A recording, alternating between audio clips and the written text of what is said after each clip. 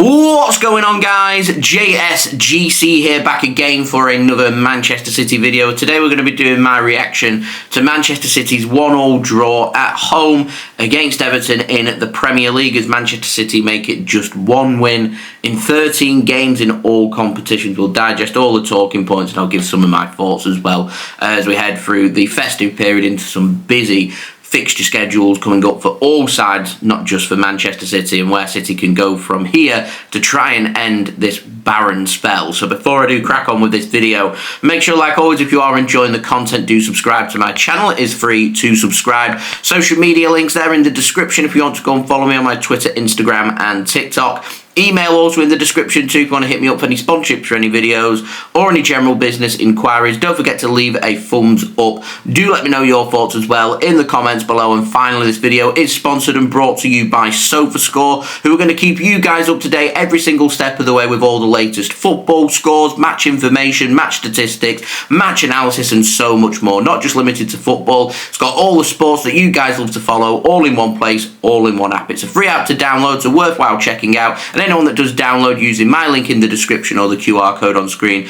does help to support the future content created here on my channel. So Manchester City dropping more points in the Premier League, currently right now sitting 7th in the Premier League once more. But the more alarming thing that's happening here is we're seeing some of the teams above us now starting to find their form and find their feet. We're currently now 14 points behind Liverpool, with them having a game in hand. So I would stop looking at the Premier League. I think that gap right now is just too big for Manchester City to even be focusing on. What we need to be focusing on is trying to make the top four. We've seen a win for Nottingham Forest this weekend. It sent City 6 points behind them, and Arsenal is still to play. They win today, they go 8 points clear of Manchester City. So alarm bells are ringing here, because this is normally when Manchester City head into the second half of the season. We see the very best out of Manchester City and we start to play catch up and we start to shrink these 6 to 8 points down from teams and we start to overtake them with incredible runs. This is normally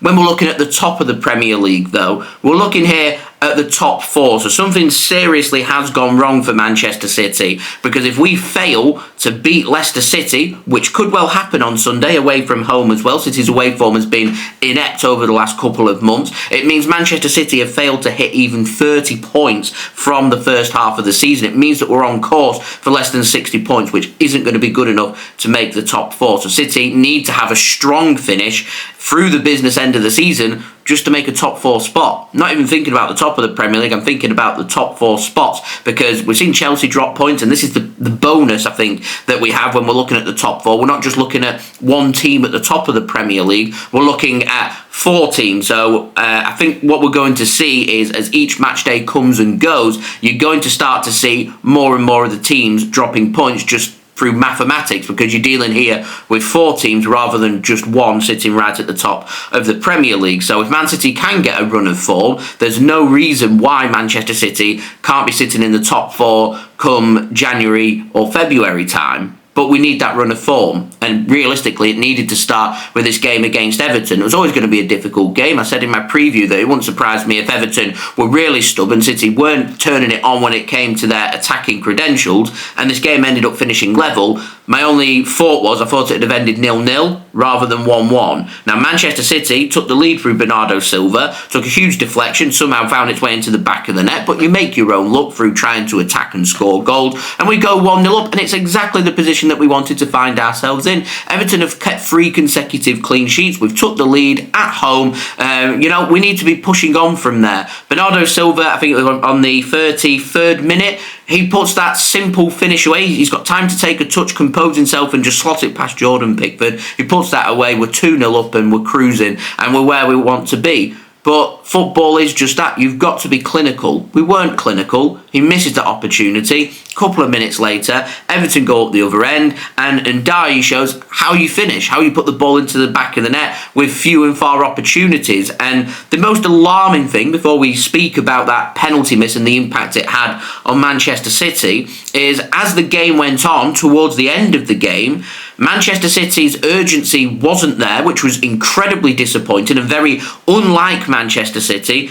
But right at the end, it looked like if there was going to be a team that won it, it was going to be Everton, because Manchester City were hitting panic stations. They weren't creating anything and leaving gaps left, right and centre. And had Everton had a few more legs in their attack with that opportunity when Broha had broken through on a counter-attack, Everton could have done a smash and grab like Fulham did against Chelsea at Stamford Bridge yesterday. So Man City, by the time the full-time whistle had gone, perhaps lucky that they'd come away with a point, because they're just all over the place.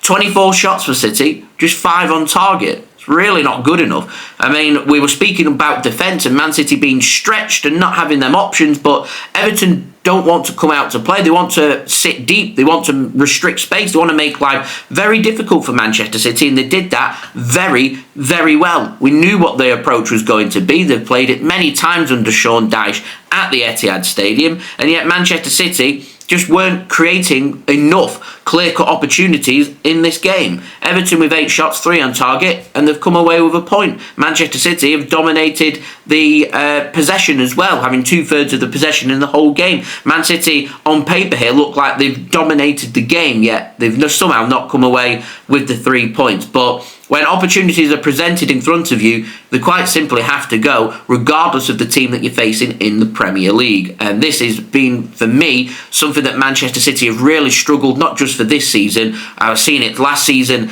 and the season before, creating numerous opportunities, but it was taking City to create 3 or 4 opportunities to score just 1 goal. And when you're going up against teams who are going to make themselves really difficult to beat, when you're presented with 3 glorious opportunities and just one of them goes away, you're more than likely going to be dropping points, because that's how City play. We play far too open that teams are just going to be able to pick us off, and at the moment I don't think we're capable of winning a game 1-0, and whilst that's the case, we're going to be struggling with that run of form. Now, let's speak about mentality. Let's speak about that penalty, because Savinho, I thought, first half and the start of the second half looked very lively, and to me, he's a player that's not scored or assisted, and when you're an attacking player like Jack Grealish, they offer something a little bit different and something more to Manchester City, but we do get to a point where you're an attacking player, we're not scoring that many goals, and we need you to be creating, we need you to be scoring goals. Really, we do. Riyad Mahrez was the player that we had before we brought in Savinho, and Riyad Mahrez was always creating opportunities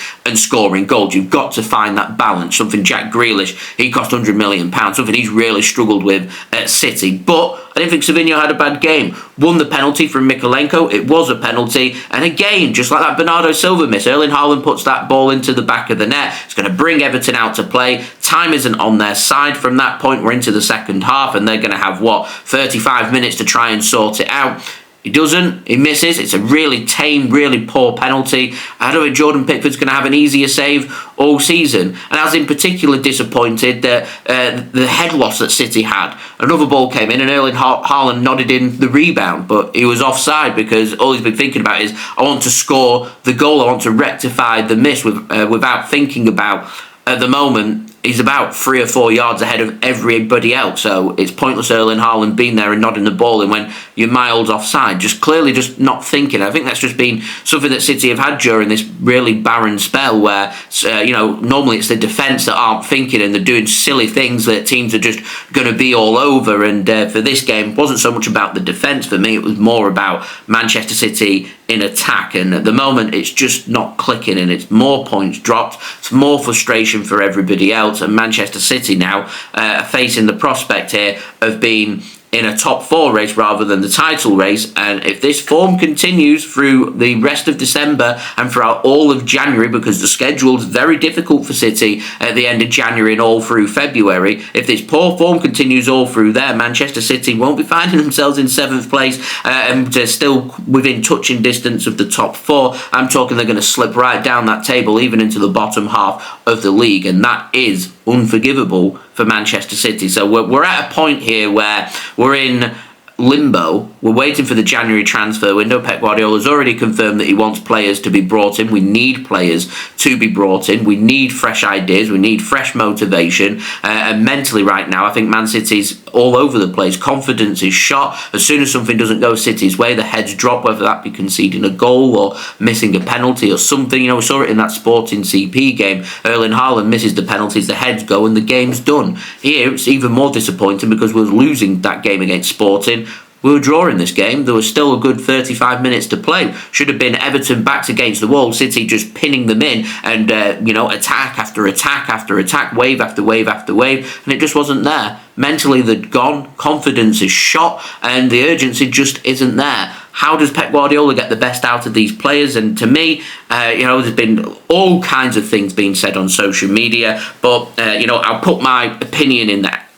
Pep Guardiola to me is the world's best manager, and he's a manager that Man City should be sticking with because he's done so much for the club and he's achieved so much, and we know that he is the best manager. There isn't a better alternative out there, but at the moment I don't feel like Pep Guardiola knows how to get the very best out of the team that he's got available to him because of injuries, because of fitness, things being said in the dressing room, etc, etc, etc, and at the moment it just isn't working, and trying the same thing game after game isn't going to improve. One win in 13 games, quite simply, is not good enough. And at the end of the day, when you assess things come the end of the season, there is normally only one person that brunts the blame for everything that's happened in that season, and it always falls on the manager. And the manager has really got to try and find a way to get the very best out of these players to turn this form around, because this fitness issue and these injury crises, they're not going to go away. It's going to be a repeat for the remainder of the season. As Pep's already said, it's going to be a season to suffer for Manchester City, but finishing outside the top four for City,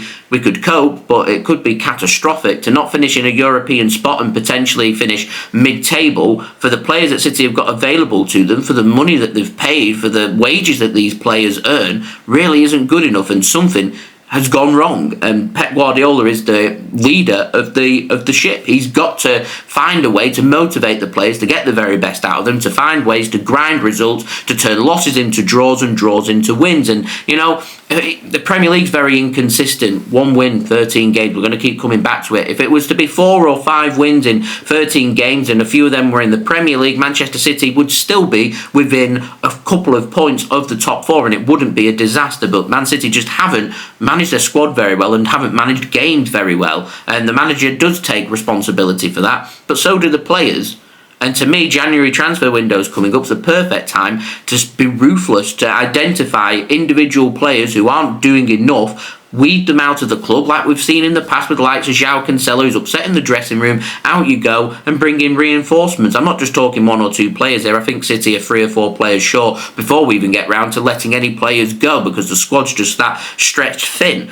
Man City needed players from the bench yesterday. Only experienced players we had were Kevin De Bruyne and Ilkay Gundogan, who are both in the final year of the contract and maybe aren't motivated because they more than likely know they're not going to be at the club next season. So you've got young players available. And I was saying in my preview that I really wanted to see these young players helping Manchester City, and yet Pep Guardiola, I don't know why, isn't giving them the opportunity. Some people were interacting with me on Twitter yesterday. They were saying that Pep Guardiola either doesn't trust them or is protecting them, but the only way that these young players are going to learn and develop is to get regular minutes. And if you're good enough to be making the bench for the Manchester City first team, then you're good enough to be getting minutes. And it's a big kick in the teeth for the likes of James McAtee, Nico O'Reilly, Jacob Wright. These are players who've been with City during pre-season. They've been trying their very hardest, yet they're not getting minutes. They're not being given the opportunity. Man City need legs in their team. They've got really good, high-quality young players who are good to go. What's the harm in Nico O'Reilly playing? Can't do any worse. 1 win in 13 games. James McAtee. What's the worst that can happen? At the moment, experienced players, 1 win in 13 games. Divin Mabama, give him an opportunity. Chuck him out there. They've done it with Jahmai Simpson-Pusey. Give regular minutes to the young players. If we start dropping points with these young players, I can forgive it, because you're blooding in young players. It's going to be a season to suffer, so you may as well take some positives away from it, because you could blood these youngsters in, and you never know. Just maybe 1 or 2 of these young players could really prosper, and it could save Manchester City in the long run a heck of a lot of money. We've seen it before with Rico Lewis. He's now been, in my opinion, overused by Manchester City. But the options are, we've not got any other options. So go with the young players, give them their opportunity and see what happens. There's still an abundance of quality there for Man City, that if you get the young players willing to fight and run and do their very best for City and mix it in with the talent that City have still got in their squad, the likes of Haaland, Bernardo Silva, Phil Foden, there's enough in attack for Man City to create and score goals, and there's enough of legs there with the young players as well to find the right balance and mix them, yet we're continuing to go with the experienced players who aren't fully fit. John Stones in the last game, not fully fit, uses him, injured, he's out for a couple of games. Nathan Ake, not fully fit, uses him, 85 minutes, has to go off, he's going to be out for a couple of games now. Young players are good to go, and to me, now is the time to start using them to try and grind and earn some points, because this little limbo spell between now and the end of January and the opportunity for City to go out there and get some wins and also bring some players in is soon going to disappear, and we're right back in the thick of it with difficult games to come from the end of January. And if this form isn't sorted out by then to me, Man City are going to find it very difficult to have any success come the end of the season. We're getting here now to the fine margins in the second half of the season, and we're under pressure, I'd say now more than ever, to perform in the second half of the season, the business end of the season. Normally it's competing for the Premier League title. Don't think it's going to be that. It's going to be competing for the top four. We don't make the top four, maybe we'll be okay, maybe not. I have no idea what's going to happen, because we're a team that's been continuously playing Champions League football season after season for well over a decade. And it has serious implications on City when it comes to our transfer strategy and transfer business. We're not the team that wants to be paying top money for players to come in, but if you've not got Champions League football to offer them and you want to bring players in who are playing for Champions League clubs, the only way you're going to attract them is paying them more money, and that's not how City do things. So this is a very peculiar situation for Manchester City. They're not helping themselves. There's lots to be learnt. It's very frustrating. Let me know your thoughts, guys, in the comments below. So there we go. That has been the video. I hope you enjoyed the video. If you did, please do leave a thumbs up. That would be great. Let me know that you are digging the vids. Leave your thoughts in the comments below. What would you do to turn things around at Manchester City? Let me know in the comments below. Do subscribe if you're new around here. Press that red button, press the bell, and put your push notifications on. Social media links, they're in the description if you want to go and follow me on my Twitter, Instagram, and TikTok. Email also in the description too if you want to hit me up for any sponsorships for any videos or any general business inquiries. And finally, do go and check out today's video sponsor, which is brought to you by SofaScore.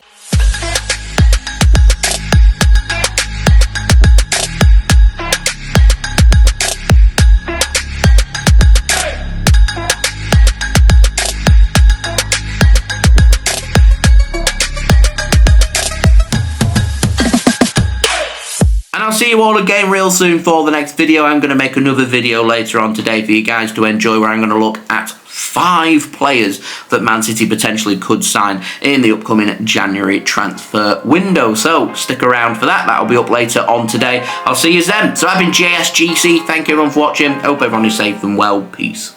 Ciao for now.